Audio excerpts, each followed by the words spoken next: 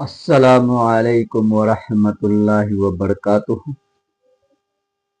आप देख रहे हैं हमारा यूट्यूब चैनल मास्टर रमीज। आज हम लेकर के आए हैं एनसीईआरटी ज्योग्राफी का क्लास जो 6 से इंशाल्लाह आज से लगातार शुरू होगा शेड्यूल के मुताबिक।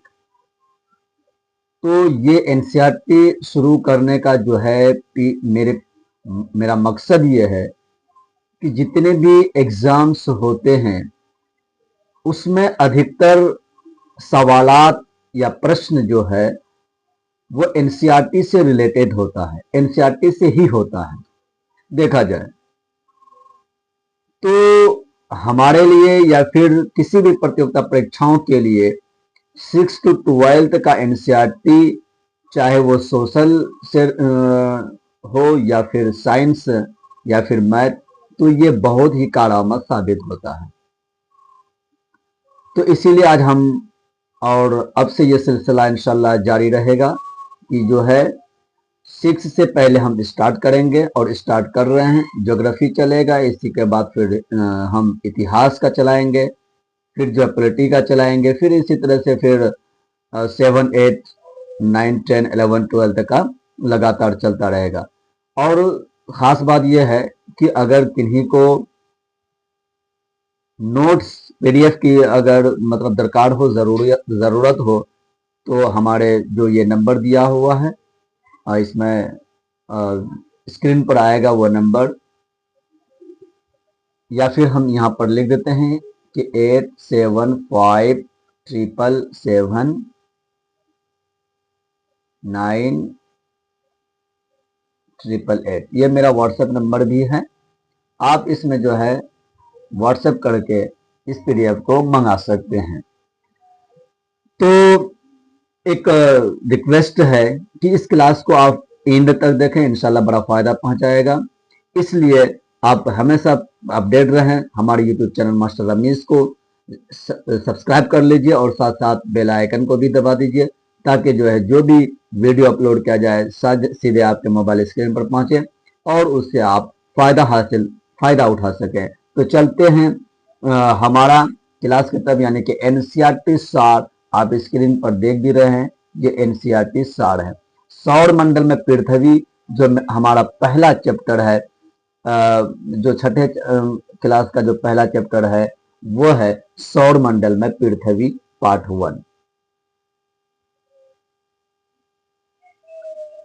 तो आप यहाँ देख सकते हैं कि ये जो है सभी प्रतियोगिता परीक्षाओं के लिए क्या है, रामबाण है, बहुत ही असरदायक है।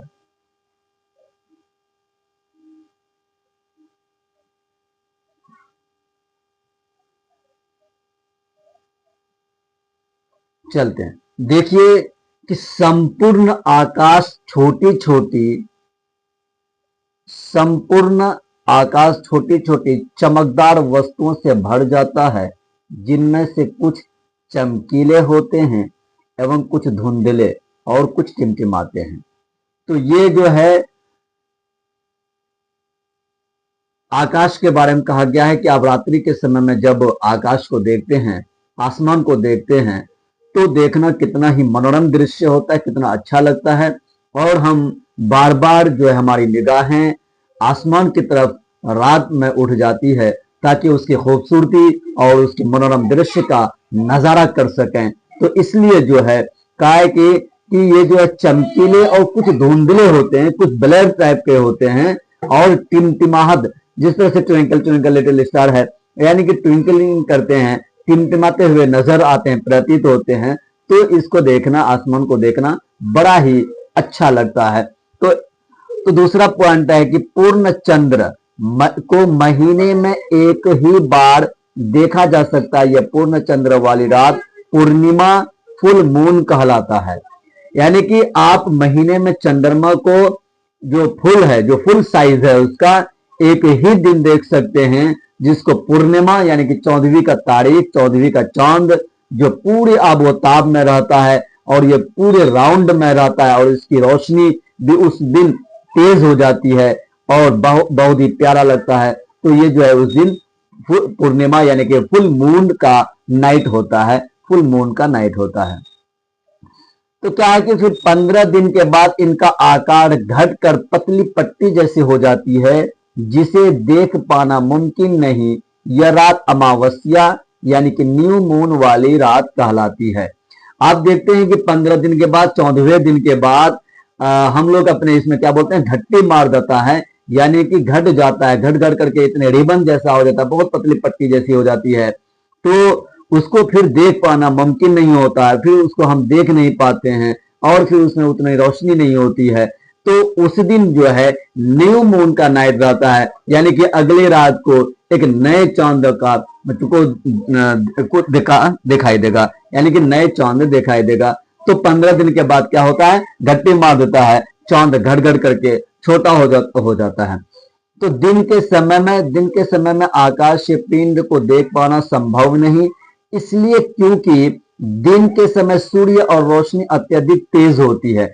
आप दिन के समय में या कोई भी आदमी दिन के समय में किसी भी आकाशीय पिंड को, खगोलीय पिंड को, आसमान में जितनी भी वस्तुएं हैं, जितनी भी चीजें हैं, उसको आप नहीं देख पाएंगे। इसलिए ऐसा होता है क्योंकि जो है सूरज की रोशनी बहुत तेज होती है, बड़ी तेज प्रकाश होती है उसमें, जिसके कारण सारे छोटे छोटे जो हमको दिखाई देते हैं, प्रतीत होता है, वो सूर्य की रोशनी में क्या होता है, मध्यम हो जाता है, छुप जाता है, जिस कारण जो हम उसको नहीं देख पाते हैं। और फिर रात्रि के समय में जब सूरज नहीं रहता है, उसकी रोशनी नहीं रहती है, तो हम उसको देख पाते हैं और देख पाना संभव हो पाता है।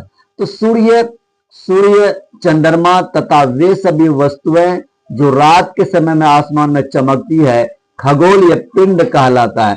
क्या कि सूर्य, चंद्रमा तथा वे सभी वस्तुएं, इसके अलावे बहुत सारी वस्तुएं हैं, बहुत सारे आकाशीय पिंड हैं जो कि आसमान में चमकती है। रात्रि के समय में आसमान में जो चमकते हुए दिखाई देता है, वो क्या है, खगोलीय पिंड कहलाता है। वही खगोलीय पिंड कहलाता है। क्या कहलाता है, खगोलीय पिंड।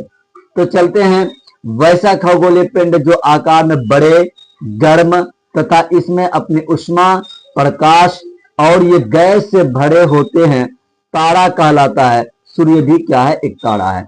कि वैसा खगोलीय पिंड, वैसा आकाशीय पिंड जो बड़े होते हैं, बड़े साइज के होते हैं, आकार इनका बड़ा होता है तथा वे गर्म होते हैं, बहुत ही गर्म होता है, हॉट होता है। इसमें अपनी उष्मा एवं प्रकाश होता है, इसमें गर्मी होती है, हरारत होता है और इसमें अपना प्रकाश होता है और इसमें गैस भी बड़े होते हैं।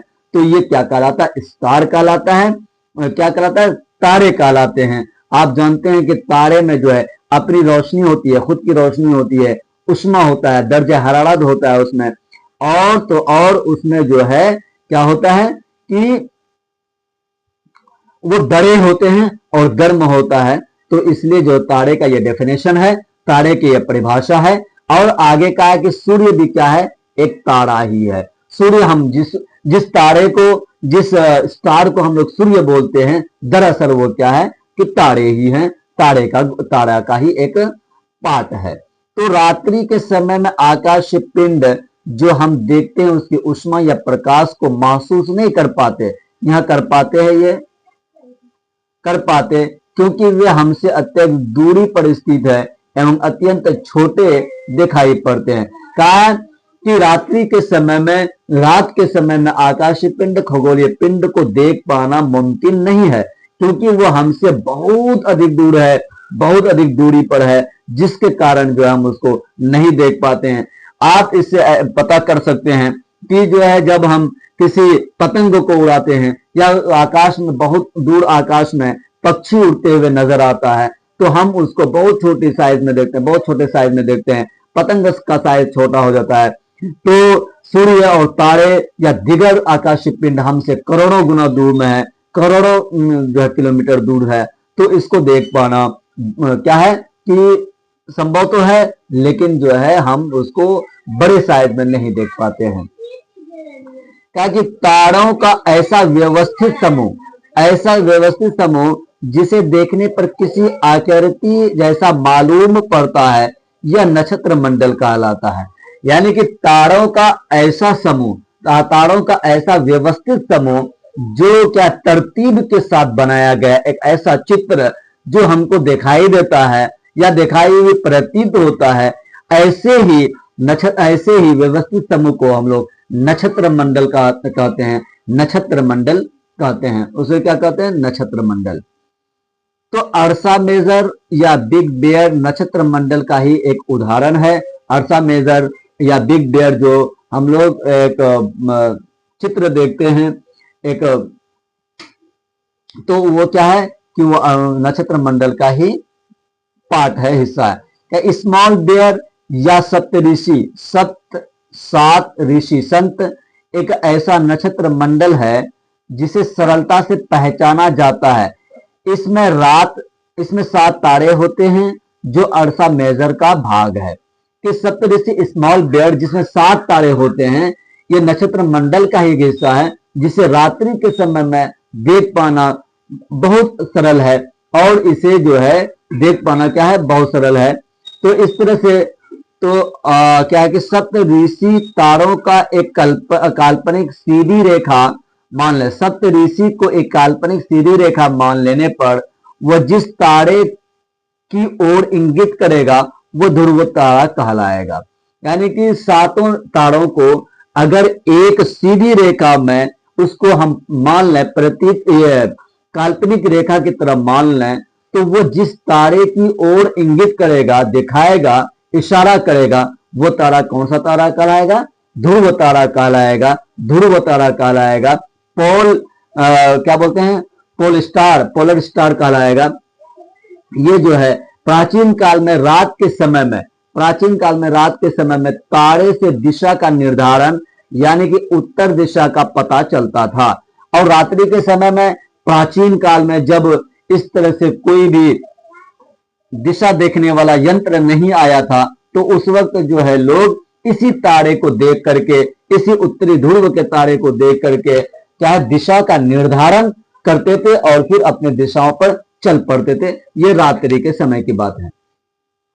बहुत से खगोलीय पिंड को अपना प्रकाश तथा उष्मा नहीं होता है, वो तारों के प्रकाश से प्रकाशित होता है, ग्रह या प्लैनेट कहलाता है। ये बहुत से खगोलीय पिंड ऐसे हैं जिसमें क्या नहीं होता है,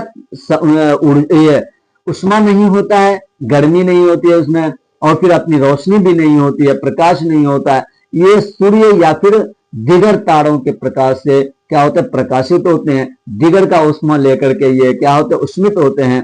तो ऐसे ही खगोलीय पिंड को, ऐसे ही आकाशीय पिंड को हम क्या कहते हैं? ग्रह कहते हैं, और अंग्रेजी में इसे प्लैनेट कहा जाता है। ताकि ग्रह जिसे अंग्रेजी में प्लैनेट कहते हैं, ग्रीक भाषा प्लेनेटाई शब्द से बना है, जिसका अर्थ है परिभ्रमक, अर्थात चारों ओर घूमने वाले। क्या है कि प्लैनेट जो है, ग्रह जो है, वो ग्रीक भाषा से लिया गया है, प्लेनेटाई से लिया गया है, प्लैनेट बनाया गया है, जिसका अर्थ होता है, जिसका मतलब होता है परिभ्रमक, यानी कि चारों ओर घूमने वाले। ये इसीलिए कहा जाता है कि सूर्य के चारों ओर जो आकाशीय पिंड क्या करता है? चक्कर लगाता है, ग्रह कहलाता है। यानी कि ग्रह जो है सूर्य के चारों ओर परिक्रमा करते हैं, इसीलिए इसका नाम क्या पड़ गया? प्लैनेट पड़ गया, जो ग्रीक भाषा से प्लेनेटाई से लिया गया है। क्या कि पृथ्वी एक ग्रह है जो सूर्य के चारों ओर परिक्रमा के साथ साथ अपने अक्ष पर घूमती है, और यह अपना संपूर्ण प्रकाश एवं उसमें सूर्य से ही प्राप्त करता है। पृथ्वी समस्त जीवधारों के लिए अनुकूल है। क्या कि पृथ्वी एक ग्रह है। पृथ्वी यानी कि अर्थ जिस पर हम लोग रहते हैं, वो एक क्या है? ग्रह है, जो सूर्य के चारों ओर, जो सूर्य के चारों ओर परिक्रमा के साथ साथ अपने अक्ष पर, एक्सिस पर भी घूमती है, और ये अपना संपूर्ण प्रकाश यानी कि पूरे के पूरे प्रकाश और उसमें सूर्य से ही प्राप्त करता है। पृथ्वी समस्त जीवधारियों के लिए अनुकूल है। तो पृथ्वी जैसा अभी तक कोई वैसा ग्रह नहीं मिल पाया है जिसमें जो है पृथ्वी जैसा अनुकूल वातावरण हो और वहां पर रहना संभव हो। तो लगातार जो है साइंटिस्ट जो है इस पर खोज कर रहे हैं, चंद्रमा पर खोज कर रहे हैं, और मंगल ग्रह पर वगैरह अलग अलग जो है ग्रहों पर, अलग अलग आकाशीय पिंडों पर जो है खोज की जा रही है, ताकि जो है पृथ्वी जैसा क्या अनुकूल वातावरण मिल सके और वहां पर भी बस्ती, मानव बस्ती बसाया जा सके। तो चलते हैं हम नेक्स्ट इसमें। तो नेक्स्ट, तो यहीं पर जो है ये क्लास हमारा एनसीईआरटी का जो क्लास है, और ये चैप्टर 1 था जिसमें से आधा ही पढ़ाया गया है। इंशाल्लाह आधा जो है नेक्स्ट शेड्यूल में फिर इसको जो है जगह दी जाएगी। तब तक के लिए एक और ये आखिरी है कि हमारे यूट्यूब चैनल मास्टर अमीन को सब्सक्राइब, लाइक और शेयर कीजिए। फिर मिलते हैं इंशाल्लाह अगले क्लास में, तब तक के लिए खुदा हाफिज।